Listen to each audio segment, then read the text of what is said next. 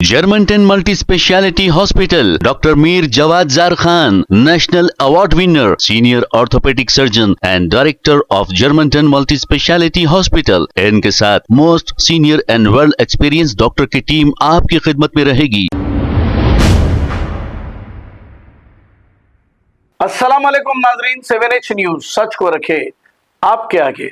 Government Golconda area hospital में ऐसा बताया जा रहा है कि पेशेंट खुद एडमिट रहता है, उसे वहां से उठकर डॉक्टर के पास जाकर बताना पड़ता है या इंजेक्शन लेना पड़ता है। डॉक्टर इनके पास आकर चेक नहीं करते, हालांकि वो रहते हैं हॉस्पिटल में ही, लेकिन पेशेंट को उठकर दवाखाने में ही डॉक्टर के पास जाना पड़ता है। ये हमारे एक व्यूअर ने गोलकुंडा गवर्नमेंट हॉस्पिटल का वीडियो लेकर हमें भेजा है। अब पेशेंट पलंग से उठकर डॉक्टर के पास जाना क्या जरूरी है? क्या डॉक्टर वहां पेशेंट के पास जाकर बीपी वगैरह चेक करके उसे दवाइयां देते हैं? अब बेचारे डॉक्टर्स के पैरों में मेहंदी लगी है, पता नहीं वो क्यों नहीं उठ सक रहे हैं, पता नहीं। बहरहाल पेशेंट को उठकर वहां पर जाना जरूरी है क्या? आप कमेंट करके बताइए।